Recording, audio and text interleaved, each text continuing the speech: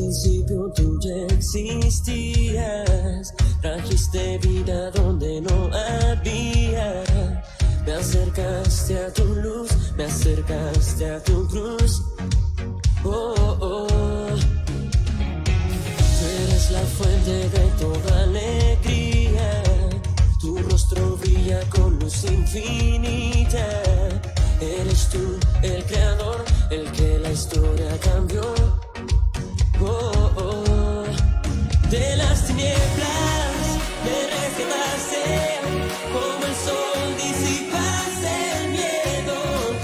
De las tinieblas me liberaste, como la luz despertaste mi sueño. Oh, oh, oh,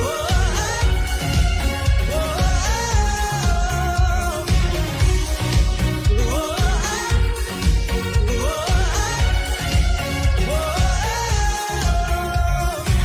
eres la fuente de toda alegría, tu rostro brilla con luz infinita. Eres tú el creador, el que la historia cambió. De las tinieblas, sí, sol disipaste el miedo. De las tinieblas me liberaste, como la luz despertaste mi sueño. Oh, oh, oh, oh,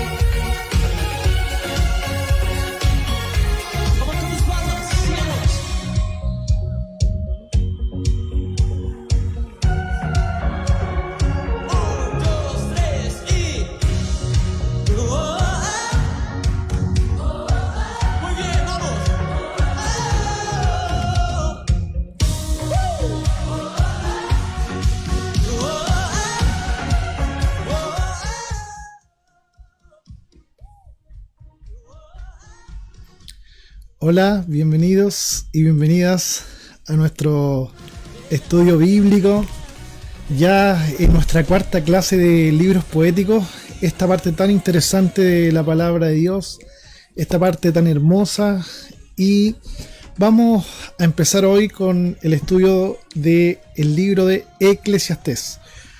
Un libro realmente ha sido catalogado por muchos bastante complicado, bastante complejo. De hecho, costó mucho para que este libro fuera admitido dentro del canon, es decir, dentro de los libros que nosotros consideramos sagrados como palabra de Dios, porque es un libro que tiene bastantes dificultades. Sin embargo, es un libro muy profundo, un libro precioso que cuando uno lo llega a entender, realmente encuentra ahí a Dios mismo. Así que les invito en esta tarde ya a poder agradecer al Señor por este tiempo que tenemos juntos, este tiempo donde podemos gozarnos en su palabra. Así que, ¿les parece que podamos orar al Señor y agradecer por este tiempo y pedirle que podamos entender lo que Él quiere para nosotros? Señor, te damos gracias en esta noche, en esta tarde. Te damos gracias por tu presencia, por tu misericordia. Te damos gracias porque tu gracia nos ha alcanzado. Y hoy podemos celebrar, hoy podemos ser bendecidos por tu amor. Porque leer tu palabra, estudiar tu palabra, para nosotros es de tremenda bendición. Te ruego, Señor, que cada una de las personas que están conectadas y las que se van a conectar puedan realmente ser tocadas por ti, y juntos podamos seguir celebrando tu nombre, adorándote y bendiciéndote. Gracias, Señor, porque tú eres fiel siempre. Gracias, Señor, en el nombre de Jesús. Amén. Amén. Bueno, vamos a empezar inmediatamente con este librito. No es tan largo. Sin embargo, como ya dije, tiene una profundidad sumamente grande. Los judíos realmente se preocuparon por este libro porque, como dije anteriormente, es un libro que costó que entrara en el canon y por lo tanto también ha sido muy estudiado, y hay diferentes comentarios respecto a lo que quiere decir el libro, lo que se supone que dice, pero también hay bastantes comentarios respecto al contexto del libro. Vamos entonces a nuestro estudio del libro de Eclesiastés, y diciendo que tuvimos una introducción, ¿cierto?, de poesía hebrea muy cortita, concisa, solamente de una clase. Si usted quiere revisar las clases anteriores puede hacerlo, no hay problema, está ahí en la página, en el Facebook. Y vimos 2 clases de Job, y vamos a hacer un contraste de hecho de lo que habla el libro de Job y lo que dice este libro de Eclesiastés. Como siempre les digo, pueden dejar sus comentarios, sus dudas, sus consultas, y no tengan miedo de exponerlas. No hay ninguna pregunta tonta, ninguna pregunta que sea ilógica, que no valga la pena. Así que haga toda su consulta con toda naturalidad. Bueno, este libro empieza diciendo una frase que realmente, si uno lee la Biblia, o si cree que la Biblia es un libro motivacional, como muchos lo toman, va a encontrarse con una terrible declaración. Y quiero leer los primeros 2 versículos. Dice: palabras del predicador, Coelet. ¿Y por qué digo Coelet? Porque en el hebreo, o Coelet, ¿cierto?, es la palabra. Y vamos a entrar en un momento a descifrar quién podría ser este Coelet. Palabras del predicador, hijo de David. ¿Cuántos hijos de David conoce? Los que ya llevan mucho tiempo estudiando, o los que llevan harto tiempo en la iglesia. ¿Cuántos hijos de David conoces que podrían haber escrito este libro? Bueno, no necesariamente es un hijo literalmente. Rey en Jerusalén. Bueno, aquí ya es mucho más agotado. Versículo 2 dice: vanidad de vanidades, dijo el predicador. Lo leo nuevamente. Vanidad de vanidades, dijo el predicador. Y nuevamente, vanidad de vanidades. Todo es vanidad. Mire, fíjese cuántas veces dice vanidad o vanidades. Este simple texto que tiene muy pocas palabras. En Reina Valera dice: vanidad de vanidades, dijo el predicador. Vanidad de vanidades, todo es vanidad.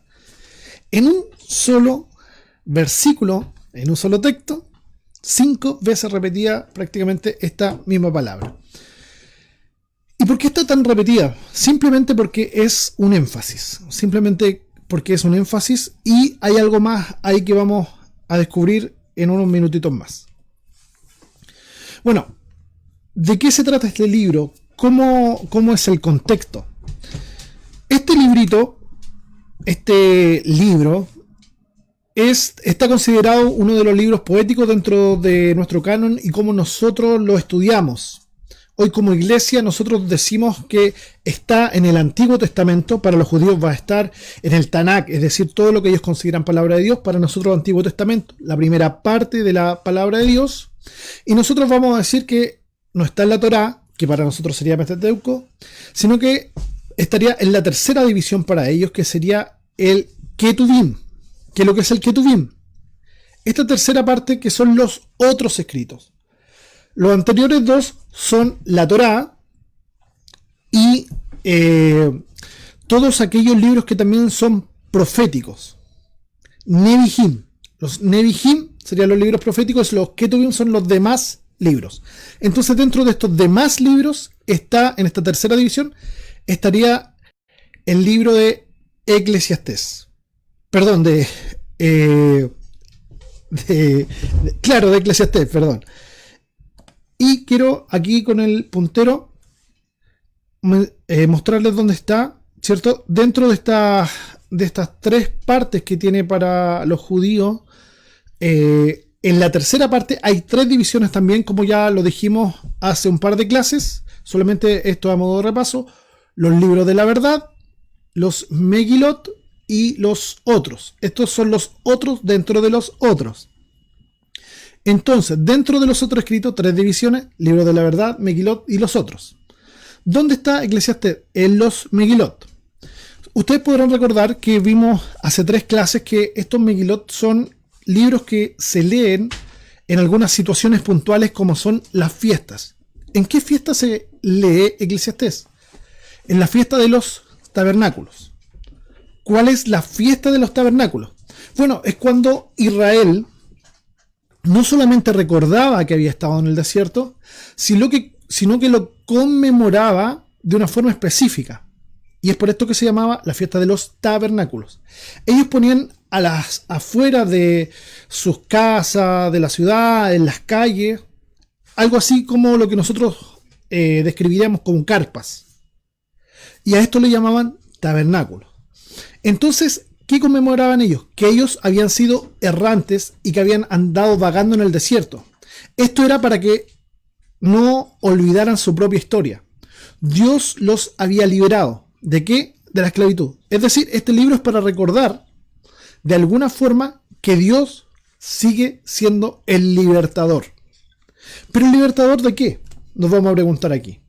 Bueno, si usted ha visto nuestras promociones, por decirlo así, de los estudios bíblicos, se va a dar cuenta que pusimos como nombre el sentido de la vida, o buscando el sentido de la vida. ¿Cuál es el sentido de la vida? Si puedo hacer un spoiler, diría estar en completa armonía con Dios, pero también con los semejantes. Y eso va a ser un spoiler del Nuevo Testamento, porque Jesucristo mismo dice que nosotros podríamos cumplir los mandamientos solo si amamos a Dios sobre todas las cosas y a nuestro prójimo como a nosotros mismos.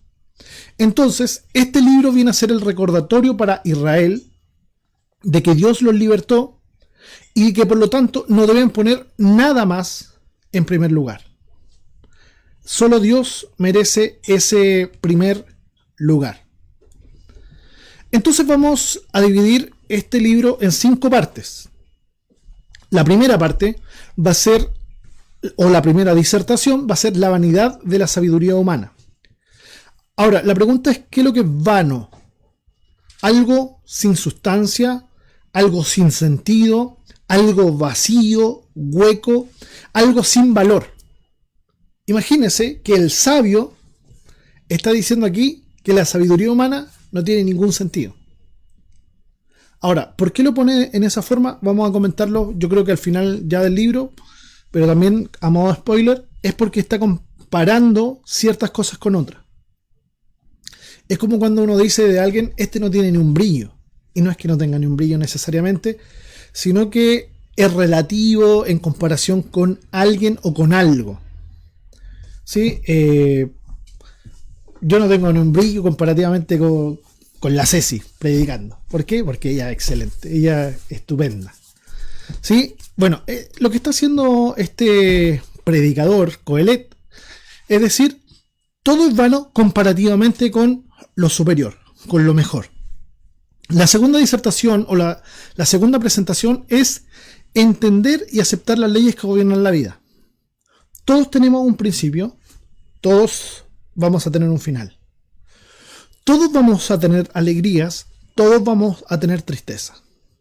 Suponer que alguien no va a tener tristeza es ser un necio. Suponer que todo es negro y gris durante la vida, también. Eso no tiene sentido. Es muy raro que alguien tenga solamente ese tipo de experiencias. Tercera disertación o discurso. No hay satisfacción en los bienes y en los tesoros terrenales. Por eso va a decir el Nuevo Testamento que no debemos poner la mira, por ejemplo, en las cosas de la tierra, sino en las cosas superiores, que son las que están en Cristo. Ahora, vuelvo a repetirlo, es comparativamente. No es de ninguna forma la Biblia un libro que nos esté llamando a ser gente sufriente, nada por el estilo, o gente que viva siempre en pobreza. No. Va por otro lado del asunto. Cuarto discurso: Dios juzgará las injusticias de esta vida. Y esa parte sí que es muy muy importante y la vamos a dejar para la próxima semana. Vamos a tener solamente 2 clases de Eclesiastés y eso va a quedar por allá para la próxima semana. Y la conclusión: la vida es a la luz de la eternidad. ¿Qué es lo que es la vida? Bueno, debemos compararla con la eternidad y empezar entonces hoy a descubrir esa eternidad y empezar a vivirla aquí y ya. Probablemente, como hay ya varias personas conectadas, tanto de nuestra congregación Manantial de Vida, una familia de amor, y también de otros lugares, si alguno ha tenido clase alguna vez conmigo va a saber en qué estoy pensando. Pero para explicarlo de forma sintética, nosotros no solamente como cristianos esperamos vivir la vida eterna en el más allá, sino que ya la empezamos a vivir hoy. No solamente esperamos vivir con Cristo en el más allá, sino que hoy ya tenemos esa experiencia en el día a día. Entonces, a la luz de esa vida eterna, todo lo demás es vanidad, todo es sin sentido. ¿Pero es sin sentido realmente lo que está exponiendo este predicador? No totalmente. Entonces vamos por partes. Eclesiastés es un libro maravilloso, único, y algunos lo han catalogado como sombrío. ¿Por qué sombrío? Porque es un libro que pareciera hablar desde una perspectiva realmente nefasta. Es escrito desde una perspectiva humana. Todo nos va a llevar a la misma nada o a la misma parte. Todo nos va a llevar a la repetición de ciertas cosas. Y aquí los que han visto Dark se van a recordar de alguna escena de esa serie. Bueno, y algo aún más raro desde la perspectiva bíblica y reconociendo que esto es palabra de Dios, yo lo creo así, es palabra de Dios, es raro reconocer y sentir que este libro está inspirado desde el error. Quiero recalcar esto, no estoy diciendo que este libro tenga errores, porque la gente escucha cada cosa y empieza a decir cosas raras respecto a lo que uno dice porque no entiende. Vuelvo a repetirlo, está inspirado en el error de la persona que lo escribe, porque él ve ciertas cosas que ha experimentado como errores suyos. No es que el libro tenga errores. Entonces estos errores que ha cometido en la vida le hacen ver las cosas de una forma distinta. Como ya dijimos, en el versículo 1, dice que estas palabras del predicador son de un hijo de David, que es además rey en Jerusalén.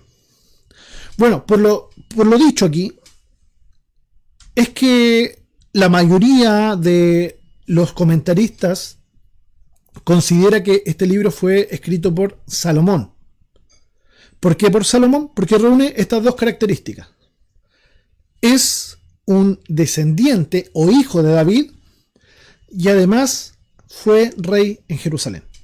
Ahora, ¿esto quiere decir necesariamente y estrictamente que es Salomón? No necesariamente, porque recordemos que a cualquier descendiente los judíos le llamaban hijo de. Jesús, hijo de David, ten misericordia de mí. ¿Por qué? Porque era descendiente de David y se le estaba llamando de alguna forma a rey. Entonces, se le atribuye a algunos de los reyes, vamos a decirlo en forma un poquito más amplia, que fueron realmente reyes en Jerusalén. Esto en forma bastante conservadora.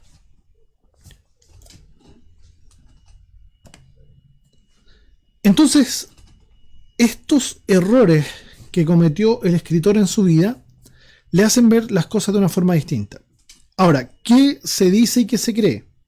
Que probablemente Salomón, al haber tenido tantos errores en su vida, por ejemplo, de haber sido mujeriego, de haber acumulado riquezas y no compartirla con sus hermanos, eso es muy importante respecto de los reyes, porque ya la ley, la Torá, el Pentateuco, los primeros libros de la Biblia nos hablaban de eso como pueblo de Dios, que hay que compartir con los hermanos lo que uno tiene, y eso también es muy importante para el día de hoy, en la situación que estamos viviendo. Y Salomón no había actuado de esta forma. Entonces probablemente un Salomón viejo se da cuenta que todo lo que hizo, o que muchas de las cosas que hizo, no tienen ningún sentido. Buscar su propio prestigio, su propia felicidad como individuo, y no buscando como primera prioridad este apego con Dios, esta idea de estar conectados totalmente con el Señor. Este autor, vamos a ponerlo de esta forma, es un anti-Job. ¿Por qué sería un anti-Job? Bueno, representa un modo totalmente distinto de entrar en crisis. Job, recordando las dos clases anteriores, entró en crisis porque pierde todo lo que había poseído. Entra en crisis porque pierde parte importante, por no decir toda su familia. Pierde su propia salud física. Y también de alguna forma se ve desconectado en algún momento de Dios y de sus amigos.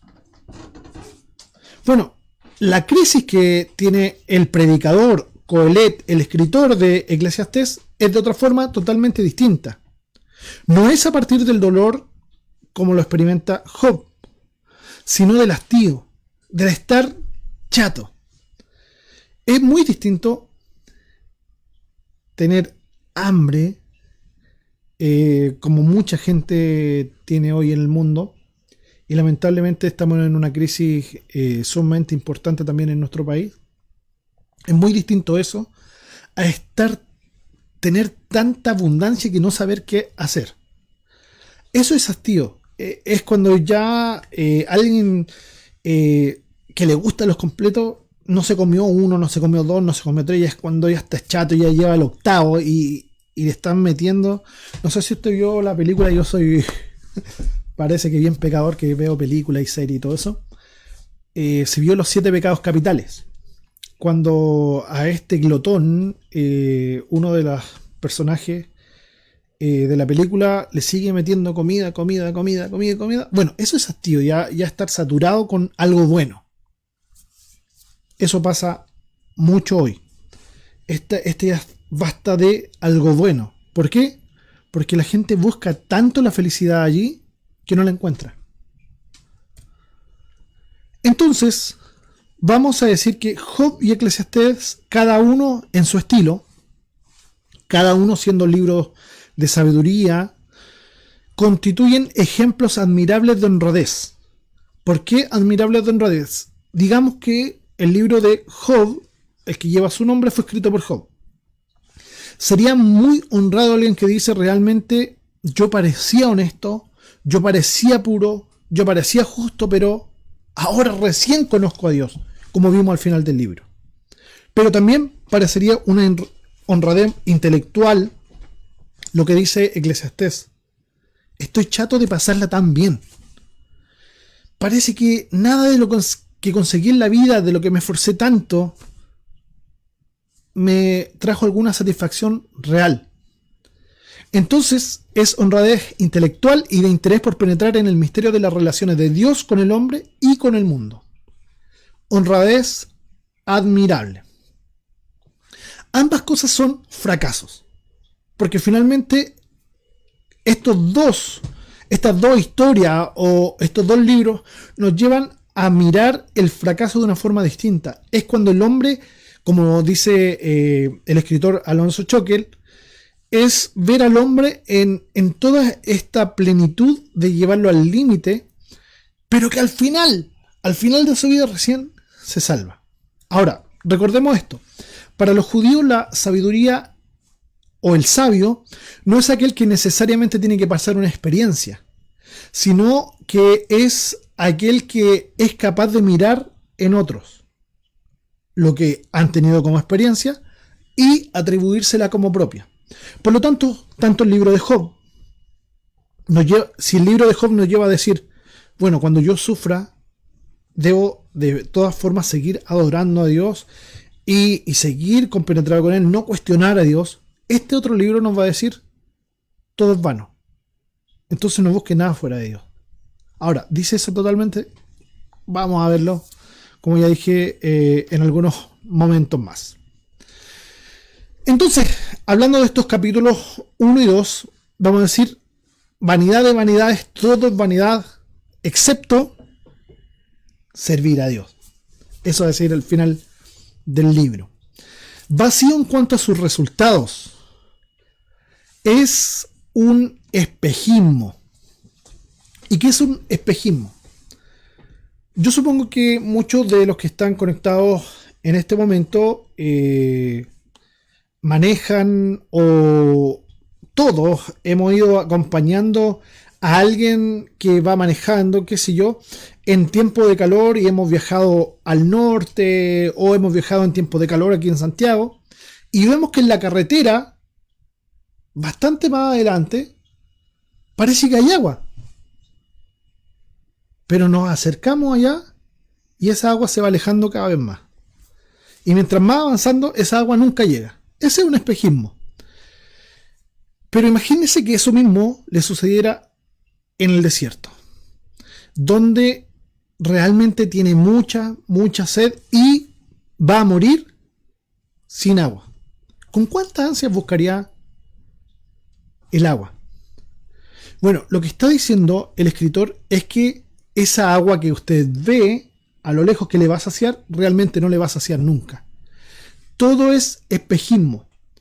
Y nada le va a satisfacer de lo que sus ojos vean como algo que le puede saciar. Es perseguir algo en la vida que es como el agua entre los dedos. Como diría el himno, ¿no? Tu cariño me le va, como el agua entre los dedos.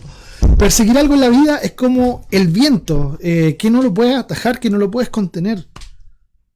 Porque realmente no te va a saciar.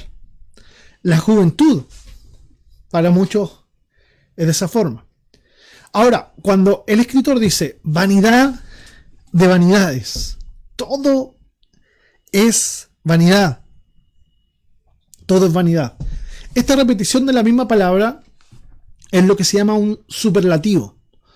Es una figura literaria bastante usada, no solamente en el Antiguo Testamento, sino también en el Nuevo, recordando que, aunque fue escrito el Nuevo Testamento en griego, está contado con una mentalidad bastante hebrea, porque la mayoría de los escritores de allí son judíos.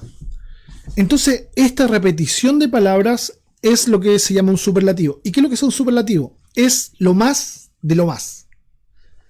Por ejemplo, y este ejemplo siempre lo saco a colación porque creo que es el más fácil de entender, es lo que en nuestra Biblia se llama el lugar santísimo.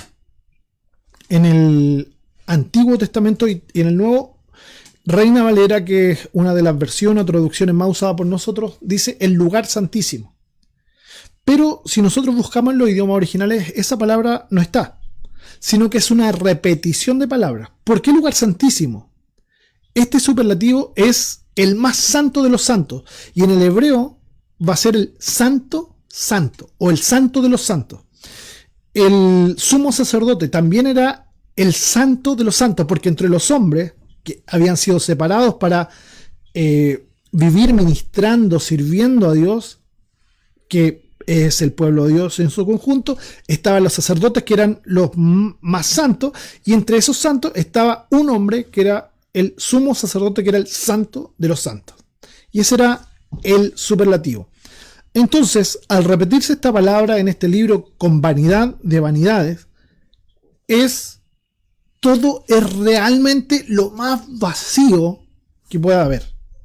Representa que todo lo que el hombre hace, todo lo que el hombre pueda llegar a lograr, no tiene sentido. Entonces, bastante oscuro la perspectiva de este escritor, si la miramos desde esa perspectiva.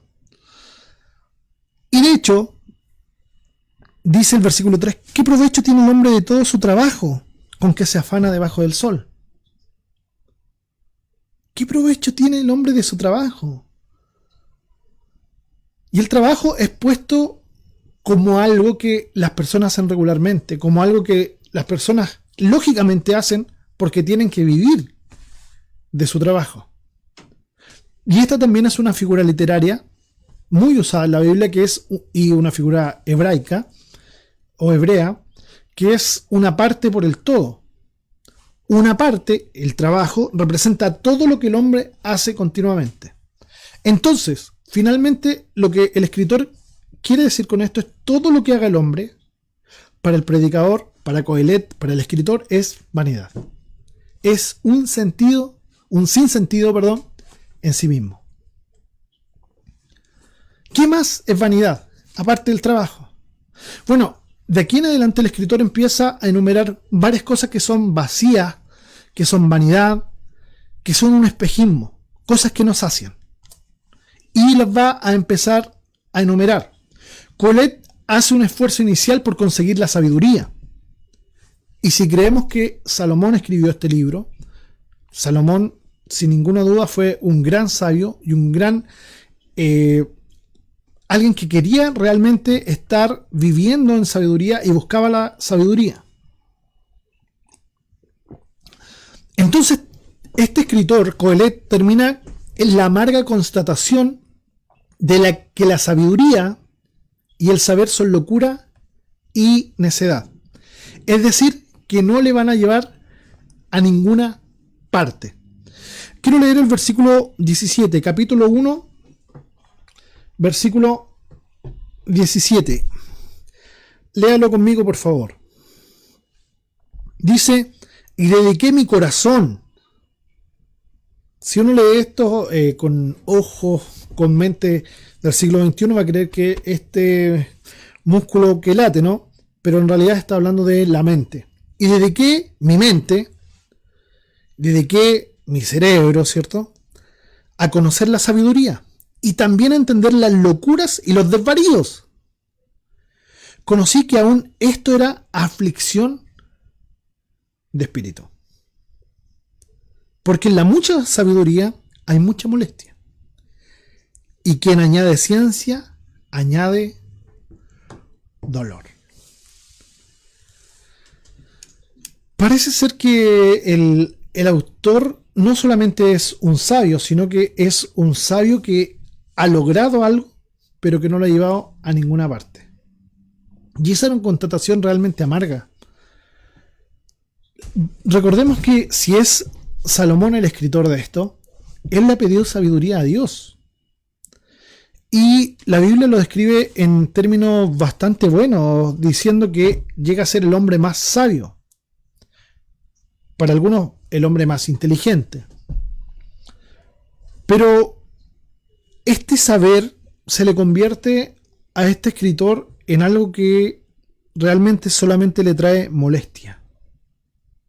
Ahora, sin una pregunta bastante honesta, preguntarse por qué la sabiduría podría traer molestia a alguien. Y es simplemente porque parece ser que las personas que tienen más sabiduría se empiezan a dar cuenta de los errores de los demás. Y empiezan a darse cuenta de los errores de uno mismo en el pasado. Y mientras más sabiduría hay, más se da cuenta que las cosas no son como debieran ser.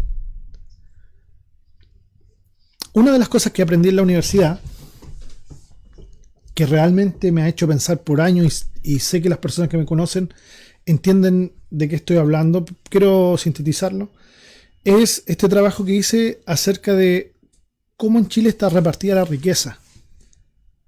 Y es mucho peor de lo que cualquiera de nosotros pudiera imaginarse de buena primera. Si uno va a darse una vuelta, qué sé yo, desde las zonas más marginales de Santiago, o de las partes más pobres de Santiago, y llega, qué sé yo, a Las Condes, a la Dehesa, va a decir, es otro planeta, pero aún es mayor que lo que uno se puede dar cuenta o constatar de buena primera.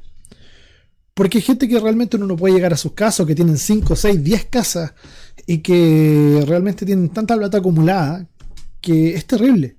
Y yo me di cuenta recién en ese trabajo. Yo antes me daba cuenta de las diferencias sociales. De hecho, como algunos de ustedes me conocen, saben que mi familia tiene una característica muy social, pero realmente es peor aún. Cuando uno estudia llega a darse cuenta que esta cuestión es terrible. Bueno, a nivel mundial también es así. Los ricos de la Tierra son muy, muy demasiado ricos. Y uno dice, sí, sí, es obvio. Pero es más y es peor de lo que uno puede ver si no lo estudia. Realmente es una locura que la Tierra produzca 5 o 6 veces lo que necesitamos como seres humanos. Y aún así, hay gente que muera de hambre, hay gente que está pasando necesidad, y todos los días pasa eso en la Tierra, en la cual habitamos. No sé si vio la noticia hoy, y realmente yo pensaba acerca de todo esto, y lo dije a mi familia, que parece que el ser humano es el parásito. Hoy día en Viña del Mar habían delfines hermosos y lo mostraban por la tele, y ¿por qué no están en otro momento? Simplemente porque el ser humano es un depredador. Y mientras parece que uno más ve y entiende las cosas, dice, ¿qué sentido tiene acumular riqueza si la gente no se hace mejor? Bueno, la sabiduría, el conocimiento, son locura y necedad. Y eso es lo que está diciendo Coelet. Porque ese saber hace que la gente se dé cuenta de las cosas como son en la tierra. Y todas las desgracias que hay a partir de toda esta acumulación de cosas. ¿Qué más es vanidad? El predicador se lanza en la búsqueda del placer y de la alegría, de la frivolidad y las riquezas. Leo el capítulo 2, versículo 1. Dije yo en mí, corazón, mente, ven ahora, te probaré con alegría y gozarás de bienes. Mas he aquí, esto también era vanidad. Me compré los mejores autos, las mejores casas. Me compré el PlayStation 6. No existe todavía, pero estoy inventando. Ahora leo el versículo 11. Miré yo luego todas las obras que habían hecho mis manos y el trabajo que tomé para hacerlas. Y aquí todo era vanidad y aflicción de espíritu y sin provecho debajo del sol. Bueno, ¿qué cosas, si es que, vuelvo a repetirlo, si fue Salomón, hizo para él, o qué cosas fueron las obras de sus manos? Si uno mira la historia como el relato de la Biblia de lo que hizo Salomón, dice que su padre David, este rey bueno que hubo en Israel, o uno de los mejores, no logró hacer el templo. Sin embargo, dejó acumulado varias cosas para construir el templo de Dios. Y Salomón, como la obra de sus manos, construyó un gran templo hermoso, un templo maravilloso, majestuoso, con enchapes de oro, las mejores pieles, trajo los mejores artesanos a trabajar allí, la mejor madera, las mejores piedras preciosas. Pero ¿sabe algo? Algo que pocas veces resaltamos es que la mansión que se hizo Salomón era el doble en todas maneras a lo que era el templo. Entonces imagínense la casota que tenía Salomón. Entonces este predicador, si es que es Salomón, se lanza en busca del placer, en cosas, acumulación de cosas, tener cosas y más cosas, y la frivolidad y la riqueza. ¿Pero qué dice al final de su vida? Todo esto es puro pesar. Todo esto nos sacia. Para Homero Simpson va a ser la cerveza y el tomar más, y que si... Bueno, no estoy diciendo que eso necesariamente sea malo, o el comer. A mí me encanta, también los que me conocen van a saber que esto es verdad, el lomo vetado asado. Pero al final del día, si comiera puro lomo vetado asado, después de una semana ya uno está chato. Bueno, recordarán que no vamos a celebrar este año tanto, por lo menos el 18, pero si recuerdan los años pasados van a saber que ya después del tercer día de empanada, de asado, ya uno dice, oye, unos vegetales, una sopita, qué sé yo, porque ya estoy chato, estoy hastiado, en palabras de Coelet, de todo esto. Nada de esto trae verdadero placer con el tiempo. Esto fue también un espejismo.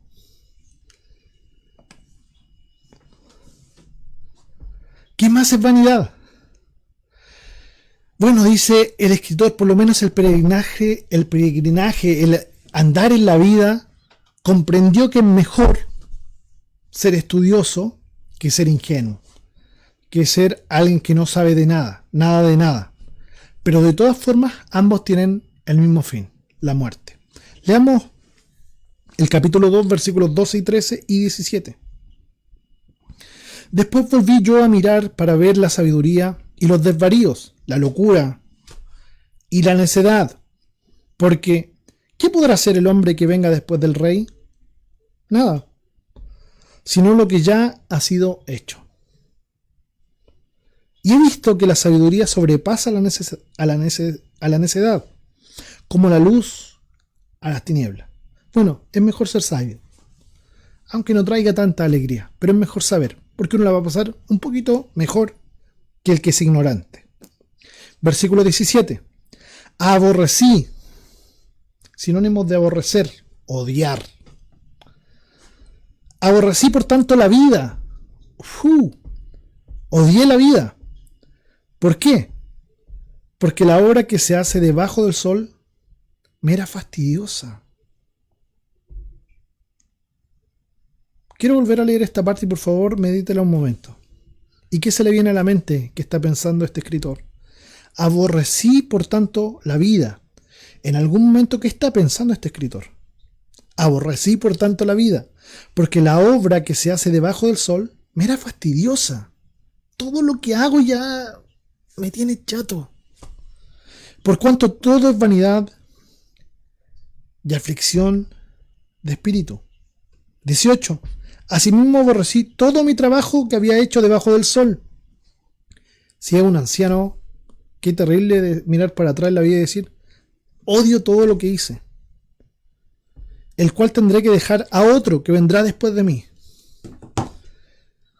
Hice tantas cosas y odio lo que hice, y más encima se la tengo que dejar a otro, dice el escritor. Bueno, por último aprendí algo, y es mejor ser sabio.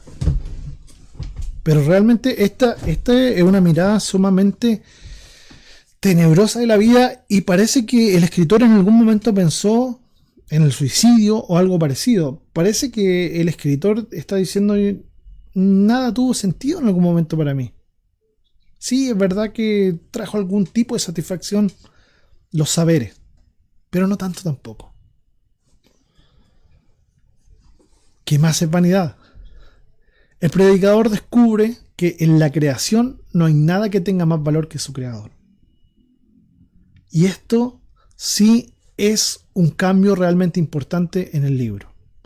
Por lo tanto, buscar la felicidad personal es insensatez. Y esto es lo que está diciendo al final del capítulo 2. ¿La felicidad personal se puede buscar? Obviamente que sí. Pero lo que quiero decir con esta frase es que uno no debe buscar la felicidad aislado de Dios, porque no la va a hallar. Es un espejismo buscar la felicidad en otro lugar o en otra persona que no sea Dios. El individuo que no es capaz de tener comunión con Dios y con sus semejantes, que está aislado, que está ensimismado, no va a hallar nunca la felicidad. Y va a tratar de buscarla en cosas, en sabiduría, en conocer, en hacer, pero no la va a hallar. Y yo lo quise reflejar en dos dibujos. Personas que hoy corren tras un objetivo que son burros en realidad. Porque han visto tantas personas que son infelices. Ahora, no estoy diciendo con esto que no haya que tener meta en la vida, ni que haya que ser un mediocre, ni que haya que ser flojo, y que no hay que conocer nada, no hay que estudiar nada, y que quédate echado en la cama. Esto no es el sentido del libro, de ninguna manera.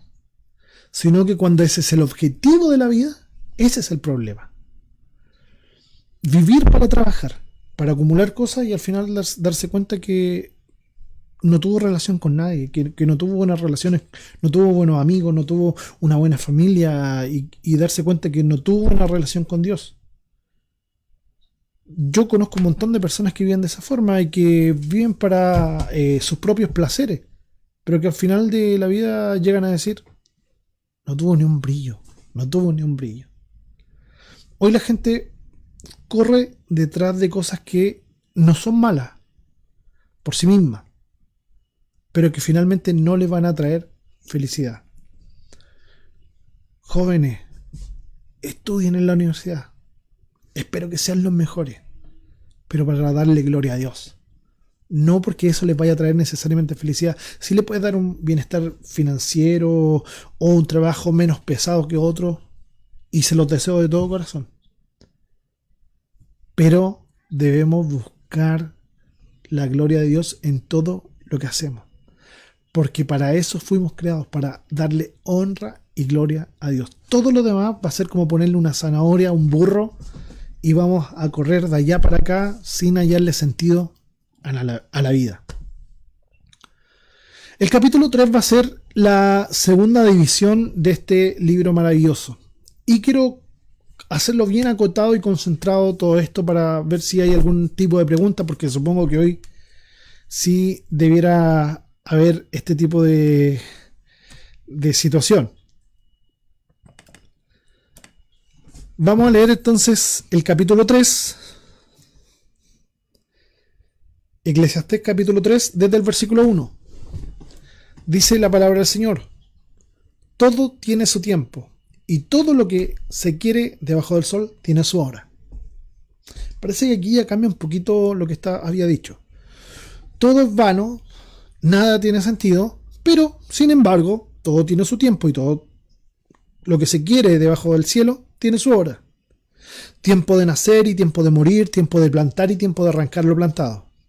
Tiempo de matar y tiempo de curar, tiempo de destruir y tiempo de edificar, tiempo de llorar y tiempo de reír, tiempo de endechar, eso es de llorar a los que han muerto, y tiempo de bailar. Tiempo de esparcir piedras y tiempo de juntar piedras. Tiempo de abrazar y tiempo de abstenerse de abrazar. Este es tiempo de abstenerse de abrazar.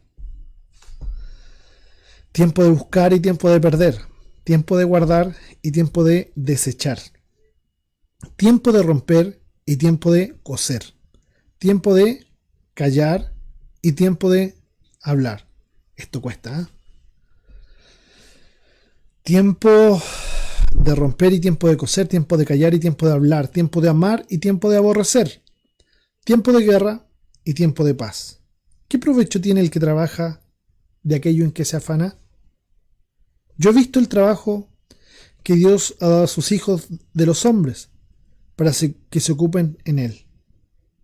Todo lo hizo hermoso en su tiempo y ha puesto eternidad en el corazón de ellos, sin que alcance el hombre a entender la obra que ha hecho Dios desde el principio hasta el fin.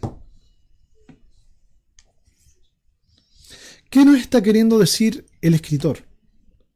Creo que de una forma muy simple nos está diciendo que todas las actividades podrían ser lícitas. Tienen su tiempo, pero sin provecho si se les tiene como un fin. ¿Es bueno descansar? Sin ninguna duda. Lamentablemente estamos en una sociedad y estamos muy compenetrados con una sociedad donde a la gente prácticamente no se les deja descansar. Tenemos un nefasto sistema de transporte donde hay personas que viven, por ejemplo, en Puente Alto, en Maipú, en Quilicura, en Buin, en San Bernardo, que tienen que trabajar en otros lugares muy lejanos. Se demoran 1 hora y media, 2 horas al trabajo, 1 hora y media, 2 horas más de vuelta, 8 horas de trabajo, ya van a ser 16 horas y por lo tanto no tiene tiempo para nada más. Entonces, ¿qué dicen los demás? Bueno, no descanse.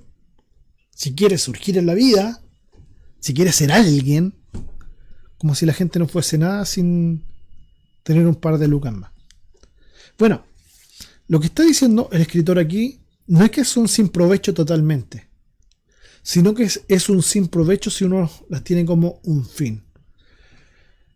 El fin del trabajo, como Dios lo propuso, y eso tiene su tiempo y tiene su hora, y debemos trabajar, debemos ser gente que produzca, de hecho el que no trabaja que no coma, pero eso no quiere decir que toda la vida debemos dedicarnos a solo trabajar y a hacer y a estudiar. Muchos de nosotros nos hemos visto envueltos en ese tipo de circunstancias. Todas las actividades son lícitas, pero sin provecho si se les ven como un fin. Mi meta en la vida es ser el que tenga más plata. Mi meta en la vida es el que sepa más de todo. Mi meta en la vida es sobresalir. Bueno, eso no tiene sentido. No es competencia esto, sino que lograr sacar provecho de lo que Dios ha hecho como bueno y de lo que verdaderamente Dios quiere de nosotros. Eso es lo que está diciendo el escritor. Hay un tiempo para descansar, hay un tiempo para ser productivo, hay un tiempo para estudiar y tiempo para simplemente esparcirse. Hay tiempo donde uno tiene que callarse y tiempo donde uno tiene que decir lo que piensa. Y para esto hay que usar la inteligencia. Y esto es lo que está diciendo realmente el escritor. Hay tiempo para todo, pero identificar esos tiempos es el asunto. Identificar lo que Dios quiere con cada uno de nosotros, ese es el asunto. No empezar a discernir si esto es bueno o es malo, porque trabajar es bueno, sin ninguna duda. No es un castigo de Dios el trabajo, sino que es algo bueno, es algo honorable, pero todo acotado, todo en su respectivo orden. Es bueno descansar, sin ninguna duda. Dios nos creó para que de hecho de una forma normal comamos, descansamos, tengamos tiempo de esparcimiento, pero llevarse solo en eso no tendría ningún provecho en la vida. En promedio la gente necesita dormir 8 horas, algunos más, algunos menos, pero dedicarse a eso, a dedicarse solo a descansar, no tiene ningún sentido en la vida. Eso va a traer solo malas consecuencias. Cuando las cosas buenas de la vida se entienden como un don de Dios, por ejemplo el trabajo, tener las fuerzas, tener la inteligencia para trabajar, para estudiar, se puede disfrutar de ella. Y ese es el asunto, que todos nosotros tengamos el tiempo suficiente para hacer las cosas que corresponden en el tiempo que Dios lo ha querido, porque se hacen a su tiempo y hora indicada. Deje sus comentarios y preguntas en este tiempo, porque ya estamos concluyendo esta primera clase de Eclesiastés. Solamente recalcar esto, que ya que todo tiene su tiempo, decir cosas como no tengo tiempo para estudiar la palabra de Dios, no tengo tiempo para orar, no tengo tiempo para estar con mis hermanos, no tengo tiempo para servir a Dios, es un problema en sí mismo. Ahora, en el tiempo pasado, la iglesia lamentablemente tuvo mala experiencia en esto, y habían personas que pasaban 7 días a la semana en un lugar de reunión llamado iglesia, pero la iglesia en realidad somos las personas, pero llamémosle iglesia o templo como usted quiera, el lugar de reunión, y dejaban su familia de lado. Y Eclesiastés nos está diciendo, todo tiene su tiempo. Debemos tener tiempo para la familia, debemos tener tiempo para descansar, debemos tiempo para estar a solas con Dios, debemos tener tiempo para todo eso. El asunto es que hay que ordenar la vida. Entonces, ¿cuál es el llamado para nosotros hoy? Es ordene su vida. ¿Quiere ser feliz? Ordene su vida. No le dé prioridad a alguna cosa, cualquiera que sea, puede ser una persona de hecho, no le dé tanta prioridad como para dejar de lado todo lo demás. Ordene su vida. Este es el llamado de Eclesiastés en los primeros capítulos. Ordene su vida y dele prioridad a todo lo que tiene prioridad. Dedique tiempo a la buena lectura, dedique tiempo a lo que realmente vale la pena hacer en la vida. Porque todo tiene su tiempo. Todo tiene su tiempo y todo tiene su hora. Quiero dar algunos avisitos mientras, no sé si alguno va a escribir alguna pregunta, y decirle que mañana está la reunión Nosotras a través de Zoom. Qué envidia de las mujeres, porque cuando yo escucho que están en reunión, la Ceci se mata de la risa, no sé de qué, pero se matan de la risa. Y esto va a ser mañana, miércoles 15 de julio, a las 17 horas. Todas las que están conectadas por nuestro WhatsApp de la iglesia van a recibir la invitación por ahí. Y si usted es mujer y quiere recibir esta invitación, también puede escribir por los mensajes que puede enviar a través de esta plataforma, y vamos a preguntarle quién es. Vamos a tener quizá una videoconferencia antes con usted. Vamos a preguntar algunas cositas y vamos, si es que es lo correcto, a también enviarle esta invitación.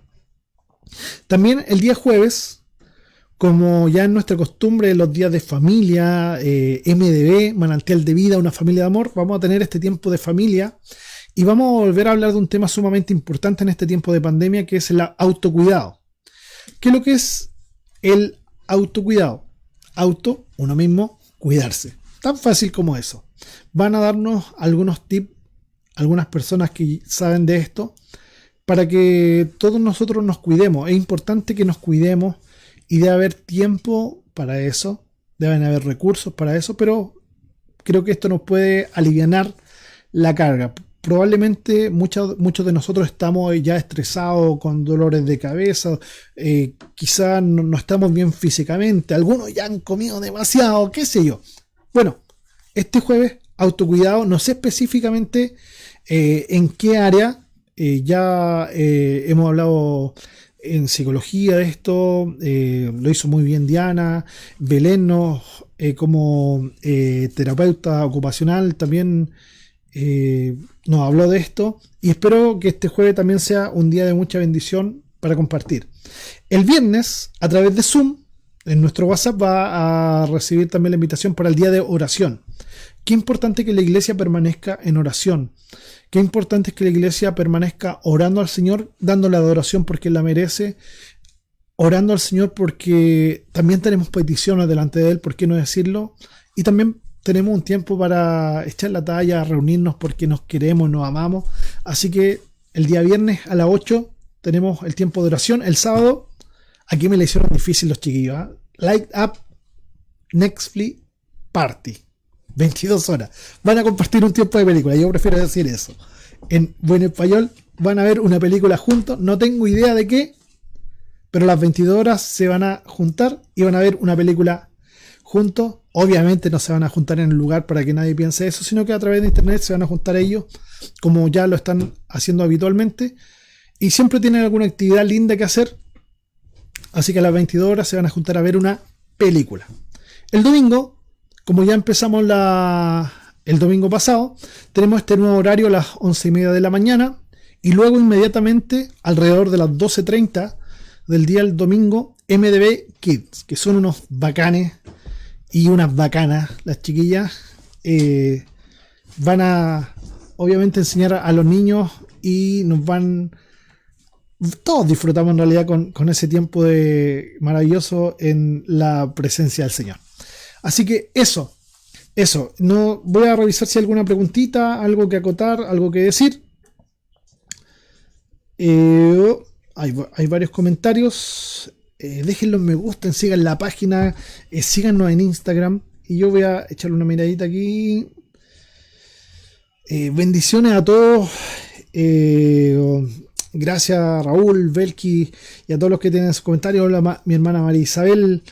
Mi hermano Juan, qué bueno saber que está en los estudios. Dios bendiga a todos los que son parte de nuestra congregación y que son de Puente Alto, los amamos de corazón. Hermana Pamela, Auladel, bueno, todos, para no nombrarlo a todos, mi hermana Janet, hermano Pato, bueno, todos allá, Dios los bendiga, qué bueno que están conectados. El Quique, lomo vetado y ensalada mayo casera. Wow. Buena pregunta la del Javier. Muy buena pregunta. Dice: ¿qué tanto del pensamiento de Eclesiastés se puede ver en las enseñanzas de Jesús? Es tan buena pregunta, Javier, que déjame contestarte la próxima semana, porque de hecho pretendo hablar algo de esto al final de todo este ciclo, de estos dos capítulos. Así que te pido mil disculpas, me gustaría responderte, pero ya que me gustan los spoilers, no que me cuenten las películas por si acaso, ni las series, no me las cuenten. Pero cuando yo hago algo, si me gusta dar algunos spoilers, te podría decir que todo podríamos resumirlo, como dije al principio, en amar a Dios. Amar a Dios y amar a nuestro prójimo. El amor es lo que realmente nos lleva a estar satisfechos de lo que hacemos y de lo que somos. Cuando yo amo algo, lo hago con pasión. Si enseño con pasión, ya no es un trabajo. Ya cuando me deleito en lo que hago, ya no es una pesada carga. Y eso se logra cuando estoy realmente compenetrado con lo que Dios me dio como característica específica. Cada ser humano se compenetra con las características propias, sin envidiar a nadie. Sin envidiar a nadie. Si me gustaría cantar como alguien, wow, como Michael Jackson. Pero Dios no me creó así. Me gustaría correr como Usain Bolt. Pero Dios no me dio esas características. Pero a ellos tampoco les dio ciertas características con las cuales Dios sí me creó a mí. Allá en la felicidad de la vida tiene que ver con entender que Dios nos ama tanto que finalmente todas las características que puso en nosotros, no las situaciones necesariamente, pero sí las características son las que necesitamos para vivir plenos. ¿Me gustaría tener otras características mejores? Sin ninguna duda, sin ninguna duda. De hecho, probablemente el apóstol Pablo, cuando dice que ha orado a Dios y que Él le ha dicho, bástate mi gracia, porque mi poder se perfecciona en la debilidad, eso es hallar la gracia, es hallar la felicidad plena. Bueno, de eso vamos a estar hablando un poquito al final de la segunda y final clase de Eclesiastés, pero creo que te puedo contestar de esa forma desde el Nuevo Testamento, que en el pensamiento de Eclesiastés, aunque es muy tenebroso, oscuro, finalmente vamos a hallar la luz. Y en ese camino estamos. Con Job nos pasó lo mismo. Esta persona que parecía intachable al comienzo, realmente nos dimos cuenta que tenía dificultades. Que Dios la saca a flote, pero ¿para qué? Para que fuera mejor que antes y llegar a tener esa perfecta relación con Dios. Y es lo que Dios siempre nos llama a hacer. Que tengamos tan buena relación con Él que finalmente seamos plenos nosotros. Dios nunca nos pide nada que realmente no sea para nuestro beneficio.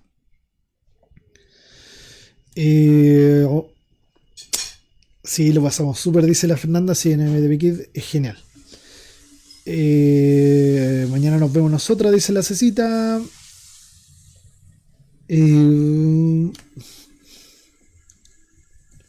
A ver, lo que dice Richard, a ver si lo puedo desenredar. Lo voy a leer literalmente. Dice, por lo que se puede apreciar en estos primeros capítulos, al parecer los excesos, aun los buenos, no son buenos. Hasta ahí totalmente de acuerdo. Pensando así, ¿cómo se podría mantener un equilibrio? Ya que la falta de sabiduría trae malas decisiones. Bueno, ya que estuvimos en las clases de Santiago, vamos a decir que la sabiduría plena, la sabiduría verdadera, proviene de Dios. Él es el verdaderamente sabio. Por lo tanto, la verdadera sabiduría es conocer a Dios, conocer sus designios y aplicarlos a nosotros. ¿Cómo lo podemos hacer? Simple. Aprendamos Biblia de una forma correcta. Y para eso es necesario interpretar bien. Y a veces no es necesario, aunque es lo mejor, hacer exégesis, es decir, interpretar por nosotros mismos. Yo, ¿qué les recomendaría a las personas? Tener buenos comentarios bíblicos si no son expertos en Biblia. Por ejemplo, uno que siempre nombro porque me encanta es Gordon Fee, pero hay otros muchos comentarios básicos que qué sé yo, siglo XXI. A ver, déjame echar una miradita aquí. ¿Cuáles tengo a mano como para nombrarlos?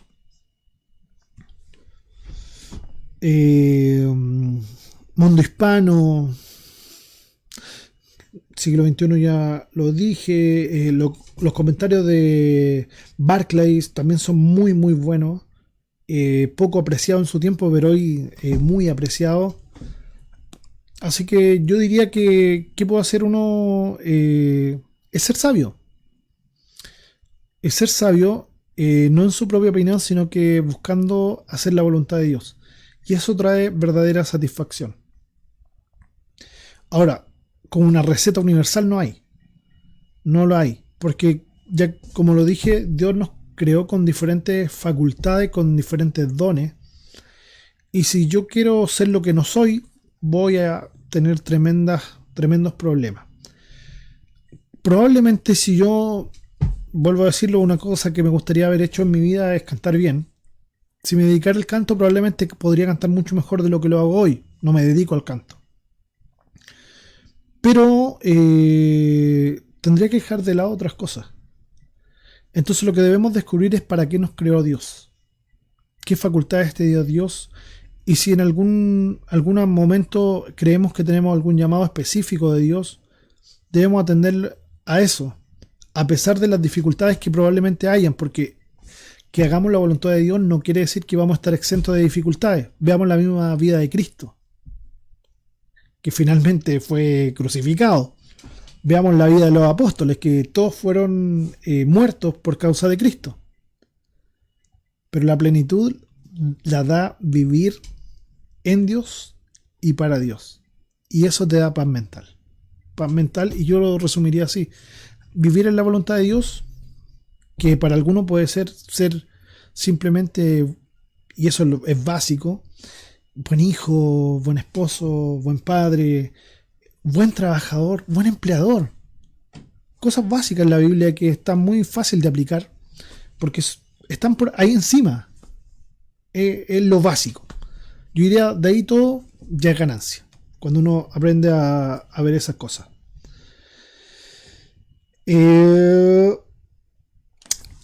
La Domi dice, ¿cree que Eclesiastés es uno de los libros más importantes para estudiar en esta época postmoderna? No sé si decirlo tan así. Pero lo que sí puedo decir es que toda la Biblia es importante en toda época. Ahora, como época postmoderna, con un pensamiento líquido, donde no hay verdades absolutas y todos creen tener la razón y nadie se puede sacar de ese lugar. Bueno, lo que sí se puede decir es que la verdad de Eclesiastés es transversal a toda la época y por lo tanto también para la nuestra. No sé a qué te refieres con época postmoderna, si te estás refiriendo a verdad líquida, a la globalización, no sé específicamente. Si quieres escribir en estos minutitos que quedan, creo que podría ser mucho más iluminadora esta pregunta. Pero de que es importante conocer toda la Biblia, sí. ¿Por qué específicamente Eclesiastés? Bueno, porque finalmente vivimos en un mundo donde parece que todos estamos ensimismados, donde todos estamos buscando nuestros propios intereses. Y ya que el escritor de Eclesiastés pasó por eso y nos dice, ¿sabes lo que hay al final del camino? Nada, no vaya por ahí. Nosotros, siendo inteligentes, siendo sabios, debiéramos entender que así es. Y como ya lo dije, los sabios aprenden a ver la experiencia de los demás y atribuírsela como propia. No hay que pasar la propia experiencia como algunos dicen. No, eso es nefasto. Yo no tengo para qué tropezar con la misma piedra que vi a otro caerse. No. Entonces, sí es importante, como en esta época, estudiar Eclesiastés sin ninguna duda. Hermano Juan, sí, esto es todos los martes, y gracias por su pregunta, a las 20 horas. Así que nos vamos a juntar nuevamente el próximo martes a las 20 horas. Y ni voy a leer lo que comentó la Karen Fabiola. Sí, pero el amor de Dios es maravilloso. Dios nos ama tanto. Sí, Magallanes, parece que el escritor pasa por un momento depresivo, pero fíjese cómo escribe. Él mira para atrás y dice, en ese momento yo pasé crisis, en ese momento la pasé mal, y no tienen para qué pasar por ahí mismo. Así que ojo piojo, no demos rienda suelta a lo que ven nuestros ojos, como va a decir Juan en el Nuevo Testamento, ni a lo que el mundo no muestra como lo placentero, porque buscar la relación verdadera y genuina con Dios es lo que nos va a dar felicidad finalmente. ¿Dios nos permite también progresar para bendecir la familia de Dios? Por supuesto que sí. De hecho, lo que dice el Nuevo Testamento, en cuanto esté de nuestra parte, hagámosle bien a todos. Dice el Nuevo Testamento. Pero mayormente a los de la familia de la fe. Sin ninguna duda debemos ayudar a quienes lo necesitan. Y si conocen a alguien que esté pasando alguna necesidad, sobre todo de nuestros hermanos, por favor háganos saber de forma interna estas realidades. Hemos tratado de ayudar a quienes hemos podido. Bueno, parece que ya respondí a la Domi porque sí estaba hablando de lo que yo había comentado. Así que eso, mis amados hermanos, espero que este tiempo les haya sido de bendición, que las clases pasadas también les sirvan.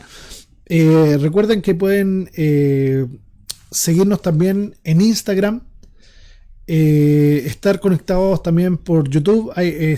Los chiquillos están subiendo las cosas. Por ejemplo, este estudio también lo van a subir en YouTube, en nuestra cuenta de YouTube. Pongan la campanilla ahí para que también les lleguen todos los avisos. Síganos en Facebook para que cada vez que haya algo ustedes puedan saberlo. Así que eso, me despido deseándoles lo mejor, que lo pasen bien en esta semana. Recuerden todas nuestras actividades. Dios les bendiga mucho. Nos vemos.